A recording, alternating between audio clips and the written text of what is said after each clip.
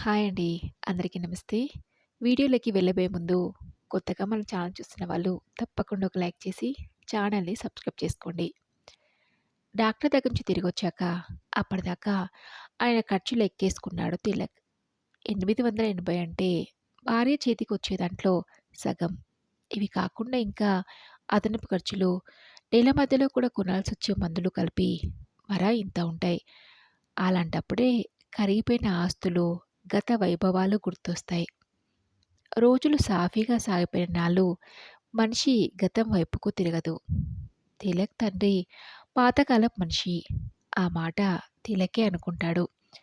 పైకంటానికి కూడా ఏమాత్రం సంకోచించడు. వల్లమాలిన బంధుప్రీతితో ఆస్తినంతా కర్పూరంలా కరిగించేశాడని అతని అభిప్రాయం.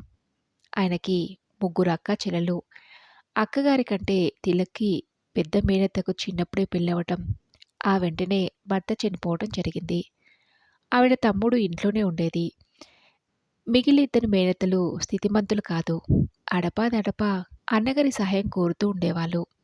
వాళ్ళకి, పిల్లలకి, పిల్లల చదువులకి ఈయనకు తనకు తోచింది ఇచ్చేవాడు. వీళ్ళంతా కాకుండా విధవ మేనత్త ఒక ఆవిడ ఉండేది. ఆయనకు తండ్రి మేనత్త ఎక్కడో, తండ్రికి చెల్లెలావిడ తలచటం, తమ దగ్గర ఉండటం తండ్రికి ఎలా చెప్పాలో, ఈ అనవసరపు వాదరా బందీలన్నీ ఎలా తప్పించాలో అర్థం అవ్వక సతమతమయ్యేవాడు తిలక్. ఇంతమంది మధ్య అతనికి పెద్ద గారాబం ఏమీ జరిగేది కాదు. 3 పూటలా కడుపుకి కడుపుకి తినడమే గొప్పగా ఉండేది. ఎన్నో సర్దుబాట్లుండేవి. పెద్ద పిల్లలకు కుట్టించిన బట్టలు ఆ కుటుంబంలో చిన్న పిల్లల దాకా వరుస క్రమంలో వచ్చేవి. అలాగే పుస్తకాలను. ఇప్పటన్ని ప్రైవేట్ స్కూళ్ళు లేవు. విద్యారంగం ఇంత పెద్ద ఎత్తున ప్రైవేటీకరణ చేయబడలేదు. గవర్నమెంట్ స్కూలే కాబట్టి దాదాపుగా అవే పుస్తకాలు చేతులు మారేవి. ఎప్పుడైనా పుస్తకం మారితే కొత్త పుస్తకం కొనేవాడు తిలక్ తండ్రి. అలాంటిది తిలక్ వంతులో ఎప్పుడూ రాలేదు. కాళ్ళకు చెప్పులుండేవి కావు. చేతికి వాచి ఉండేది కాదు. క్రికెట్, క్యారమ్స్ తెలియవు. కోతి కొమ్మచ్చి, బెల్లంగోడు, కబడ్డీ ఇవే ఆటలు. ఇవి కాక ఆడపిల్లలతో కలిసి గచ్చకాయలు, చింతపెక్కులు, తొక్కుడు బిళ్ళలు ఆడేవాడు. తిలక్కి కొంత వయసొచ్చేదాకా చిచి ఏం జీవితం ఇది అనిపిస్తుంది. అతనికిప్పుడు ఆ రోజులే గుర్తొస్తే తిలక్ ఇంట్లో వాళ్ళతో కలవకుండా ఒకంత పెడగా ఉండేవాడు. తనకు సంబంధించిన విషయాల్లో నిర్ణయాలు తానే తీసుకునేవాడు. ఇవి చిన్న చిన్నవే కాబట్టి ఇంట్లో వాళ్ళకు అభ్యంతరం ఉండేది కాదు. కానీ పెళ్లి దగ్గర కూడా అతని స్వతంత్రం అలాగే నిలబెట్టుకోవడంతో గొడవైంది. మాట పట్టింపులు పంతాలు వచ్చాయి. పెద్దవాళ్ళ మనసులకి గాయాలయ్యాయి. అయినా అతను చెల్లించలేదు. రెండో మేనత్త కూతుర్ని తిలక్కిచ్చి పెళ్లి చేయాలని ఇంట్లో ప్రతిపాదన. నేను ఉద్యోగస్తులైన అమ్మాయిని చేసుకుంటాను అని తిలక్ ప్రకటించాడు. దానికి అనేకమైన కారణాలున్నాయి. ఇంట్లో ముడిపెట్టుకుంటే కట్నం అంటూ ఏమీ రాదు. చిన్నత్త వాళ్ళది లేని కుటుంబమే కావచ్చు. కానీ వాళ్ళ లేమికి తను బాధ్యత వహించాలా? తన తోటి ఉద్యోగం ఉన్నవాళ్ళు బయట వేలకు వేలు కట్నం తీసుకుంటున్నారు. తాను తీసుకోవచ్చు. కట్నం తీసుకుని బయట సంబంధం చేసుకున్నంత మాత్రాన తన స్టేటస్‌లో మార్పేమీ రాదు. భార్య ఉద్యోగ విషయం మీద ఈ ఇంటితోటి, ఊరితోని సంపాదనల్ని తెంచేసుకోవాలి. ఈ మాటల్ని తిలక్ బయటకనలేదు. అదేంట్రా చిన్నప్పటినుంచి అనుకుంటున్న మేనరికం ఉండగా బయట సంబంధం చేసుకోనేంటి? తల్లి తెల్లబోతూ అడిగింది. మేనరికమా? అనుకున్నారా? ఎవరనుకున్నారు? మీరనుకున్నారేమో గాని నేనెప్పుడూ అనుకోలేదు. కొట్టినట్టే జవాబిచ్చాడు తిలక్. అవును, మేమే అనుకున్నాం. ఏ మాటకు అంత విలువ లేకుండా పోయిందా? కనేటప్పుడు నిన్నడిగి కన్నానా? ఇందులో మాత్రం నిన్నడగటానికి? దెబ్బతిన్న ఆత్మావరణంతో అడిగాడు తండ్రి. నన్నడుగుంటే కనొద్దని చెప్పేవాణ్ణి అన్నాడు తిలక్. ఏరా అంత తీసిపోయిందా? మా కడుపున పుట్టడం పెద్దంతరం చిన్నంతరం లేకుండా మాట్లాడుతున్నావు. తల్లి బాధపడింది. అంత గొప్పగా పెంచారమ్మ నన్ను. గుర్తు చేసుకుని ఎన్ని కొత్త బట్టలు కుట్టించారు చెప్పు. నాకు కొత్త పుస్తకాలు ఎప్పుడైనా కొన్నారా? కోరుకున్న తిండి, చదువు ఏమవరైంది నాకు? నాకన్నా తక్కువ మార్కులొచ్చాయి. చక్రధర్‌కి. వాడిప్పుడు డాక్టర్. తెల్లకోటు వేసుకొని నా కళ్ళ ముందే బోర్డు కట్టాడు. తిలక్కు బరస్ట్ అయ్యాడు. వాళ్ళతో మనకు సాహిత్యమా? వాళ్ళకి తగిలేసినంత ఆస్తి ఉంది. ఖర్చు పెట్టి చదివించారు అంది తల్లి. ఎక్కడిదమ్మా వాళ్ళకంత ఆస్తి? అక్కలేని బాధ్యతలు, అనవసరపు ఖర్చులు తగ్గించుకుంటే మీరు నన్ను మాత్రం చదివించలేకపోయేవారా? విసురుగా అనేసి వెళ్ళిపోయాడు. ఆ మాటలు ఎక్కడ తగిలాలో అక్కడ తగిలాయి. చిన్నవాడైనా తిలక్ చెప్పింది నిజం తమ్ముడు. మా బరువెత్తుకుని వాడికి అన్యాయం చేశావు. తిలక్ పెద్ద మినత కళ్ళొత్తుకుంటూ చెప్పింది. వాడి మాటలు మీరేం పట్టించుకోకుండా వదినా. తోడబుట్టులన్నాక బాధ్యతలుండవా? అయినా మేం మీకేం పెట్టామని? తోటివాడు డాక్టర్ అయ్యాడు కదా! అది బాధ దాచుకోలేక బయటికి వెళ్ళకెక్కాడు. తిలక్ తల్లి బతిమలాడింది. ఆవిడ మాటలకు స్వాంతన కలగలేదు మేనత్తకి. 4 రోజులు చిట్టి దగ్గర ఉండి వస్తాను. ఈ బతికి ఎలా తెల్లవారుతుందో ఏంటో అంటూ పెద్ద చెల్లి దగ్గరికి ప్రయాణమైంది. చూస్తూ కూడా ఏమీ అనలేకపోయాడు తిలక్ తండ్రి. నీకు ఒంట్లో శక్తి ఉంది. వెళ్ళిపోతున్నావు. నేనెక్కడికి వెళ్ళనని ఏడ్చింది ఆయన మేనత్త. ఆవిడ చేతుల్ని తన కాళ్ళ మీద ఉంచుకున్నాడు తిలక్ తండ్రి. ఇంకెప్పుడూ ఆవిడ తన బాధను బయటికనలేదు. ఆ మరుసటి రోజు ఆవిడ దేవుడి పిలుపుకు అందుకుంది. ఈలోగానే తిలక్కు పెళ్ళయింది. కట్నం దగ్గర అతను ఏమాత్రం తగ్గలేదు. తండ్రి వల్ల కాదని ముందుగానే తెలుసు కాబట్టి మధ్యవర్తిని పెట్టుకుని అన్నీ కళాఖండిగా మాట్లాడుకున్నాడు. ఈ బేరసాలను చూసి తిలక్ తండ్రికి మనసు చెదిరి ఏదో తప్పు చేస్తున్న భావనతో తలదించుకున్నాడు. పిల్ల పేరు భారతి. పెళ్లి జరుగుతున్నంతసేపు పెళ్లికూతురు మొహంలో ఎలాంటి కళాకాంతి కనిపించలేదు. పాపం తండ్రిస్తున్న కట్నం గురించి దిగులు పడుతుందేమో. ఆయన వెలవెలబోయాడు. వాళ్ళు బట్టలవి పెడుతూ ఉంటే చేతులు చాచి భిక్ష తీసుకుంటున్నట్టు అనిపించింది. ఇలాంటివేమీ తిలక్కి లేవు. తిలక్కి లేవు కాబట్టి నవ్వుతూ తిల్లుతూ తిరిగాడు. కట్నం ఆపద 45,000 చేతిలో పడ్డాక తిలక్ మొదటిసారిగా తను సుఖపడే మార్గాల గురించి ఆలోచించాడు. అంటే ఇంతకాలం అతను సుఖాన్ని గురించి ఆలోచించలేదని కాదు. అవన్నీ పేకమెడలు, ఒట్టి ఊహా సౌదాలు, పగటి కలలో మాత్రమే కట్టుకునేవి. ఇప్పటి ఆలోచనలు అతని వాస్తవ సుఖాలకు దారితీసి సుఖం తిలక్కి కొన్ని సుఖాలు తెలుసు. చాలా చిన్నప్పుడు వేడివేడి అన్నంలో పిసిరంతా పాత చింతకాయ పచ్చడి కలిపి, చెయ్యి తడిసేలా నెయ్యి పూసి, నోట్లో ముద్దలు కలిపి తల్లి పెడుతూ ఉంటే జిహ్వకి చాలా సుఖం తోచేది. కాస్త పెద్దయ్యాక తండ్రి కుట్టించిన కొత్త చొక్కా వేసుకొని స్కూలుకి వెళ్ళినప్పుడు పిల్లలందరిలో గొప్పగా తోచి మనసుకి సుఖంగా అనిపించేది. తల్లి తాను చేసిన ఏదైనా మరొక పిసరు మిగిల్చి చాటుగా చేతికిస్తే అది తింటూ ఉంటే అమర సుఖం దొరికేది. కానీ వీటిని ఎవరూ సుఖాలను ఒప్పుకోరు. రోజు పంచభక్ష పరమాన్నాలు తినేవాడికి పాత చింతకాయ పచ్చడి రుచించదు. నిత్యం పట్టుబట్టలు కట్టుకునేవాడి సుఖంలో ఒక కొత్త చొక్క తెచ్చే మార్పు ఏమీ ఉండదు. కడుపు నిండిన వాడికి చాటుగా తింటల్లో నీతి కనిపించదు.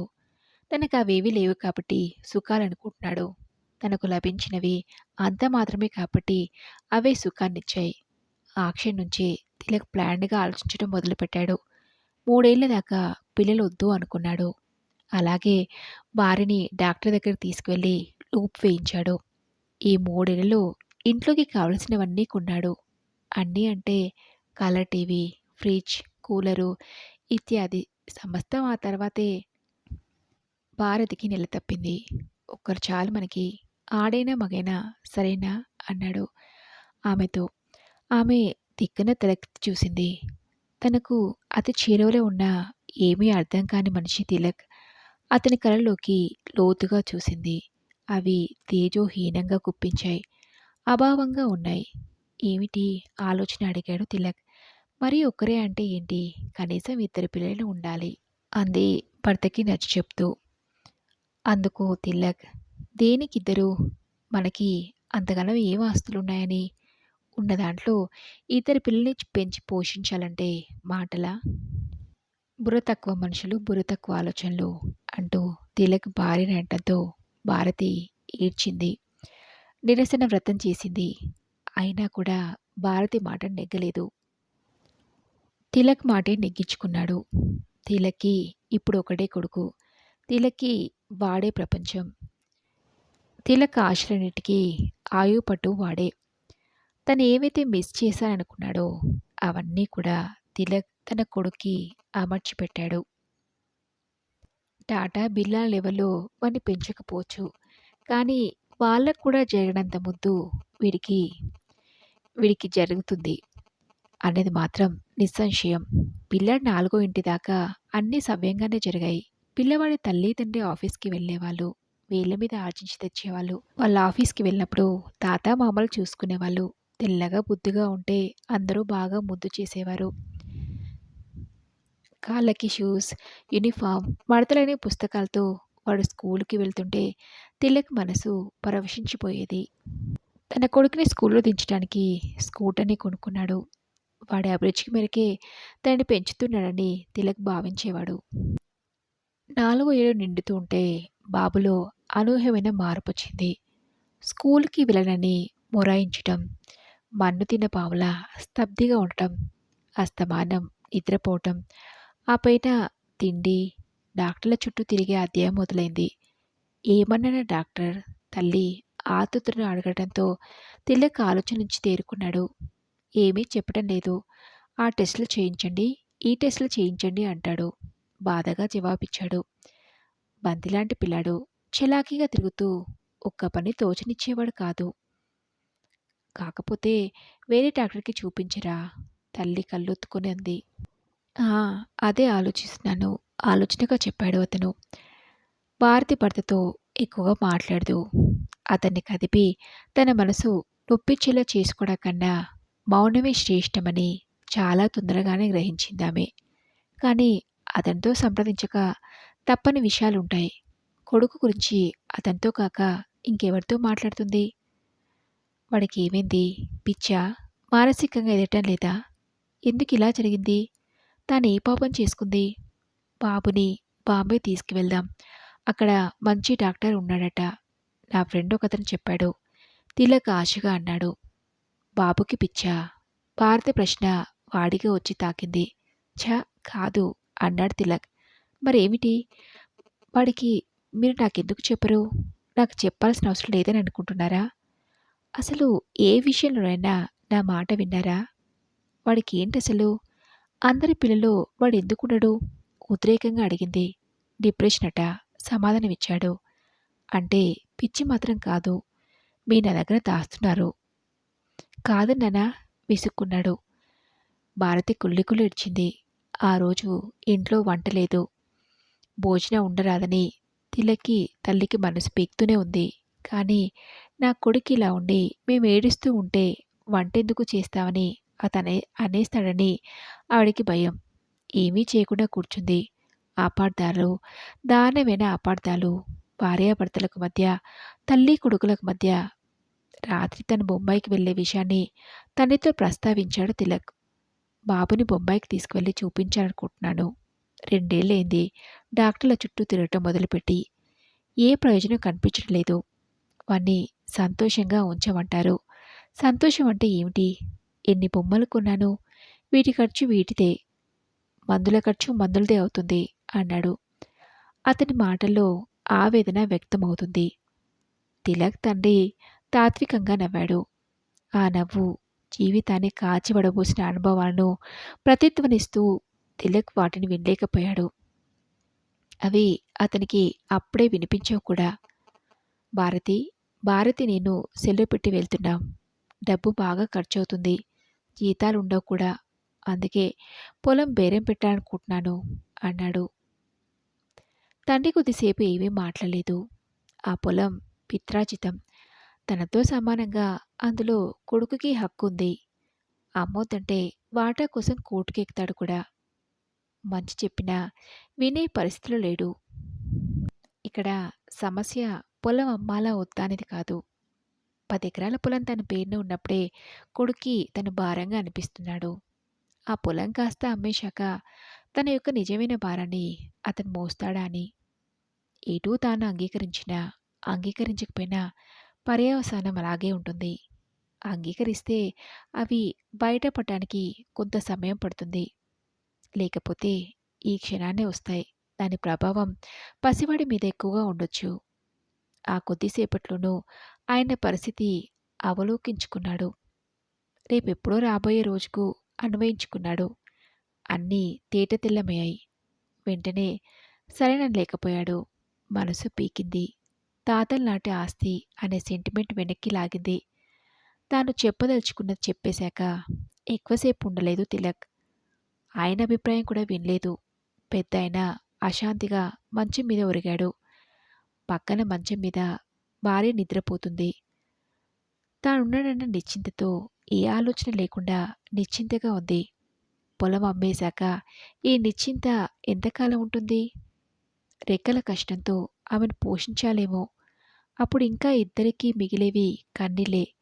ఆలోచిస్తున్న కొద్దీ బాధ బాధ అనిపిస్తూ ఉంటే ఇంకా ఆలోచించటం మాని బాధను దూరం చేసుకునే ప్రయత్నంగా కళ్ళు మూసుకున్నాడు. కోడలొచ్చి టేబుల్ మీద 4 అరటిపళ్ళు గ్లాస్తో పాలు తెచ్చిపెట్టింది. ఆఖరిగా మరో చెంబుతో మంచినీళ్ళు పెట్టి దాని కింద ఒక చీటీ ఉంచింది. దాన్ని చూసి ఆయన గమ్మున లేచాడు. చీటీ మడతలిప్పి గబగబా చదివాడు. పొలం అమ్మకానికి మీరు ఒప్పుకోకండి మావయ్య. దానివల్ల ప్రయోజనం ఉండగలదన్న ఆశ నాకు మాత్రం ఏమీ లేదు. అమ్మిన తదుపరి పరిణామాలు ఎలా ఉంటాయో నేను ఊహించగలను. ఓ వైపున కన్న కొడుకు ఇలా ఉండగా, కన్నవల లాంటి మిమ్మల్ని కూడా దూరం చేసుకుని ఎడారి బ్రతకని ఓ అపరిచిత బాటసారితో గడపలేను. పెళ్ళై ఇన్నేళ్ళైనా మీ అబ్బాయి నాకు పూర్తిగా అర్థం కాలేదు. భారతి చాలా ఉద్వేగంతో రాసినట్లుంది. తిలక్ ఇంట్లోనే ఉన్నాడు. మామగారితో ఈ విషయం మాట్లాడటం అతనున్నప్పుడు కుదరదు. అతను కానీ వింటే గొడవ అవుతుంది. అందుకే కాగితం మీద పెట్టింది. కాలిన గాయానికి నవనీతం పూసినంత చల్లగా అనిపించింది. తిలక్ తండ్రికి గుండెల మీద బరువంతా తీసేసినట్లయి తేలికపడి కంటి మీదకు కునుకు కూడా వచ్చింది. మర్నాడు ఆయన నిద్రలేచేసరికి తిలక్ స్టాంప్ కాగితంతో సిద్ధంగా ఉన్నాడు. వాటిని ఆయనకిచ్చి సంతకాలు చేయమన్నాడు. ఆయన తటపటాయించకుండా చేసేశాడు. కాఫీ ఇవ్వటానికి అక్కడికొచ్చిన భారతి నిశ్చేష్టురాలైపోయింది. ఒక విషయం చెప్తాను, వింటావా తిలక్? కొడుకుని అడిగాడు ఆయన. తిలక్కి తండ్రి పట్ల ఒక విధమైన జాలి కలిగింది. పొలం అమ్మటానికి ఆయన ప్రతిఘటిస్తాడని భావించి అప్పుడు తను ఏం చేయాలో రంగాన్ని సిద్ధం చేసుకున్నాడు. అలాంటిదేమీ జరగలేదు. ఎన్నో ఆస్తులు కరిగిపోగా మిగిలిన ఈ చివరిది అమ్మటానికి కూడా ఆయన ఏమాత్రం సంకోచించలేదు. అది ఈ ఇంట్లో ఆయన ఉనికిని తన దగ్గరగా ఉండటానికి ఆయన గల హక్కుని సవాల్ చేసేది అయినప్పటికీ ఆయన వెనుకంజ వేయలేదు. ఎందుచేత? తన మీదున్న నమ్మకమా? మనవడి మీదున్న ప్రేమ? రెండిట్లో ఏదో తేల్చుకోలేక మరోసారి అనుకున్నాడు, నేను బొత్తిగా పాతకాలపు మనిషి అని. ఇందాకటి జాలి స్థానంలో ఒకంత ప్రేమ పుట్టింది. వెళ్ళి పక్కగా కూర్చున్నాడు. చెప్పండి నాన్న అన్నాడు. ఇప్పుడు నువ్వు అమ్మబోతున్న చెక్క 100 ఏళ్ల నాడు మన కుటుంబంలోకి ప్రవేశించింది. అంటే నీ తండ్రి కన్నా నా తండ్రి కన్నా ముందు తననికి చెందిందన్నాడు. ఆయన అమ్ముతున్నందుకు బాధపడుతున్నారా నాన్న? నువ్వే అన్నీ ఊహించుకోకు. నన్ను కూడా చెప్పని. ఇన్నేళ్ళుగా మన కడుపులో నింపింది, మనల్ని ఆశించిన వారికి కూడా ఇంత అన్నం పెట్టింది. ఇప్పుడు ఉన్నవి గడ్డు రోజులు అన్నాడు. మన 5గురం ఇద్దరం తెచ్చుకుంటున్నాం. ఆ పాటి తిండేవా అన్నాడు తిలక్. తినలేవని కాదు, నేననేది మరేమిటానా? మీరు చెప్పేది అదేదో సూటిగా చెప్తే బాగుంటుంది. అమ్మటం ఇష్టం లేకపోతే మీ 5 ఎకరాలు మీరే ఉంచుకోండి. ఆ తర్వాత అప్పో సప్పో చేసి తర్వాత తెచ్చుకుంటానంటూ తిలక్ లేచి నిల్చున్నాడు. తండ్రి అతని చేయి పట్టుకుని ఆపడంతో తిలక్ మళ్ళీ కూర్చున్నాడు. ఈసారి ఇష్టంగా, బాబు కన్నా పొలం నాకు ముఖ్యమైనది కాదు. అలా ఆలోచించేవాడినైతే కాగితాల మీద సంతకం చేసేవాడిని కాదు. బొంబాయి వెళ్ళటం అనవసరమని నాకు అనిపిస్తుంది. నీకు రెట్టింపు వయసు అనుభవం నాకున్నాయి. ఎంతోమంది పిల్లల్ని పెద్దల్ని చూశాను. ఎన్నో జీవితాల్ని చదివాను. నీ కొడుకు సమస్య ఏమిటో నేను గ్రహించాను. అందరినీ వదిలిపెట్టి నువ్వు ఒక్కడివే సుఖపడాలన్న ఆలోచన నీకెలా వచ్చిందో, ఎప్పుడు వచ్చిందో నాకు తెలియదు. సుఖం అంటే డబ్బు ఉండటం కాదు, డబ్బుతో అన్నీ కొనుక్కోవటం కాదు. ఎన్ని కొనుక్కుని ఇంకా కొనుక్కోవాల్సినవి ఉంటాయి. కొన్నవి నాకు చాలన్న తృప్తినిచ్చే మనసు ఉండటం మనిషి సుఖానికి మూలం. ఈ సంగతిని పెద్దలు చెప్పనే చెప్పారు. శాస్త్రజ్ఞులు చెప్తే కానీ నమ్మొద్దేమో ఈ తరం అన్నాడు. ఆయన సరే ఇప్పుడు ఇవన్నీ ఎందుకు? బాబు సమస్య దీంతోనే ముడిపడుంది. ఏ మనిషి తన దగ్గర సరిపడంత డబ్బు ఉందని ఒప్పుకోడు. ఎంత సంపాదించినా ఇంకా కొరత మిగిలే ఉంటుంది. డబ్బు సంపాదించటం, దాన్ని అనుభవించడమే సుఖమే అయితే, నీ లెక్క ప్రకారం ఈ ప్రపంచంలో నిజంగా సుఖపడ్డవాడు అత్యంత ధనవంతుడవుతాడు. అది తప్పు. మానవ సంబంధాలు సరిగ్గా ఉంటే మనిషి సుఖానికి డబ్బుతో నిమిత్తం లేదు. ఆలోచిస్తే నీకే అర్థమవుతుంది. అంటే ఏంటి నాన్న మీ ఉద్దేశం? నేను డబ్బు మనిషినేనా? అది కాదు. డబ్బుతో పిల్లాడికి సుఖాన్ని, వైద్యాన్ని కొనివ్వగలనుకోవడం తప్పని నా భావం. వాడికి సందడి కావాలి. చుట్టూ మనుషులుండాలి. ఉలకని, పలకని వాణ్ణి వేరు వేర్లు, మిక్కు మౌజులు కాదు. తోటి పిల్లలతో ఆటపాటలు కావాలి. ఆ అవకాశం లేదా అడిగాడు. మావగారి మాటలకు భారతి ముఖం ఎర్రబడగా అక్కడి నుంచి వెళ్ళిపోయింది. తిలక్‌లో వెనకటి స్పోర్ట్స్ తగ్గింది. కాబట్టి నాన్‌సెన్స్ అని కొట్టిపారేయలేదు. చాలా ఏళ్ళైంది ఆపరేషన్ చేయించుకొని. సహజపడకపోవచ్చు గొణిగాడు. ఎవరైనా పెంచుకోండి. ఆడపిల్లని పెంచి పెద్ద చేసి, పెళ్లి చేసి పంపలేరా? మీరు మీ తండ్రి మాటలేం ఆపేసి లేచి వెళ్ళే ప్రయత్నం చేయలేదు తిలక్. తండ్రి చెప్పినట్లు తన ఆలోచనలో ఎక్కడో లోపం ఉంది. భూమిలో విత్తనాన్ని పెట్టి అది మొలకెత్తిందో లేదో అని పదే పదే తవ్వి చూసుకున్నట్లు ఒక పిల్లాన్ని కని తన ఆశల ఆరాటంతో వాడిని ఉక్కిరి బిక్కిరి చేసేస్తున్నాడు. వాడు స్వతంత్రంగా ఎదిగేలా చేయకుండా కీలుబొమ్మను చేసి వాడితో తను ఆడుకుంటున్నాడు. తన తండ్రికి తమతో ఇంత అటాచ్మెంట్ ఉండేది కాదు. పిల్లల విషయాలు తల్లికే వదిలేసేవాడు. ఆవిడే స్వేచ్ఛగా పెంచింది. భారత్‌కి తను అలాంటి స్వేచ్ఛనివ్వలేదు. కాసేపు ఆగి తిలక్ తండ్రి మళ్ళీ అన్నాడు. నా తోడబుట్టినోళ్ళు సరే, నీ తోడబుట్టిన వాళ్ళని కూడా దూరం చేసుకొని ఏం సాధించావు? నీ డబ్బు వాళ్ళంతా తినేస్తారనేగా నీ భయం. నీ చెల్లెలకు ఏడాదికొక చీర, జాకెట్ పెడితే భారతి తన తండ్రి మందులకని ఓ రూ. 100 ఇస్తేను తప్ప వాళ్ళకి లేక కాదురా. మనల్ని మరొకరు గుర్తిస్తున్నారు, కనిపెట్టుకొని ఉన్నారన్న తృప్తి కోసం. ఏమీ అంతగా అవసరమైతే 1000 500 సర్దలేవా? తిలక్ తలదించుకున్నాడు. తన్ని తన మనసును చదివిస్తూ ఉంటే బాబు అమ్మ ఒళ్ళున్న ఆర్తిని, అనుభూతిని పూర్తిగా అనుభవించకముందే ఆ అమ్మాయి వెళ్ళి ఆఫీస్‌లో జాయిన్ అయింది. వాడికి 2 ఏళ్ళు రాగానే కాన్వెంట్‌లో వేశావు. అక్కడ బితుకుమంటూ గడిపి ఇంటికొస్తే గుండెకి హత్తుకొని సేద తీర్చడానికి అమ్మ ఎదురాదు. ఆడుకోవడానికి బయటకు వెళ్ళకూడదనే ఆంక్ష. మేమిద్దరం ముసలోళ్ళం. వాడి చిన్ని మనసు ఇంత నలిగిపోయి ఉంటుందో ఆలోచించావా? నీ చిన్నప్పుడు నువ్వు మమ్మల్ని ద్వేషించుండొచ్చు. కానీ తోటి పిల్లలతో ఆటల్లో పడ్డప్పుడు ఆ ద్వేషాన్ని కాసేపైనా మర్చిపోగలిగావా? మరిప్పుడు నీ బాధను పంచుకోవడానికి ఎవ్వరూ లేరు. చంద్రోదయం అయినట్టు అతని మనసంతా చల్లటి వెలుతురు పరుచుకుంది. ఆ వెలుతుల్లో డబ్బుని మినహాయించుకున్నట్లు ప్రపంచం కూడా శోభాయమానంగా కనిపించింది. కొడుకు తన తెలివి తక్కువతనం, అనుభవ రాహిత్యాల వలన ఊబిలోకి కూరుకుపోతూ ఉండే తండ్రి చేతి నుంచి పైకి లాగుతున్న దృశ్యం రూపుదిద్దుకుంది. ఆయన పాతకాలం వాడే కావచ్చు. డబ్బు దాచలేకపోవచ్చు. చీకు చింత లేకుండా నిశ్చింతగా ఉన్నాడాయన. ఆయన ఆలోచనల తాలూకు వేళ్ళు సృష్టి ఆదిలోకి, మానవ సమాజపు తొలి పునాదుల్లోకి చొచ్చుకుపోయి సృష్టి అంతం దాకా విస్తరించేంత విశాలమైనవి. మనిషి సృష్టించింది డబ్బు. అది జీవితాలను శాసిస్తుంది అనుకోవటం భ్రమ. ఆ భ్రమను సృష్టించి మనిషి తాననే సాటి వాడికి అన్యాయం చేస్తున్నాడు. అప్పుడు ఉన్నంత చిక్కదనం ఇప్పుడు ఉండకపోవచ్చు. కానీ మనిషికి మానవ సంబంధాలు చాలా అవసరం అనుకుంటూ లేచాడు తిలక్. మరి ఇదండి రోజు కథ. ఈ కథపై మీ విలువైన అభిప్రాయాన్ని నాతో కామెంట్ బాక్స్‌లో షేర్ చేసుకోండి. నెక్స్ట్ వీడియోలో మరొక మంచి కథతో కలుసుకుందాం.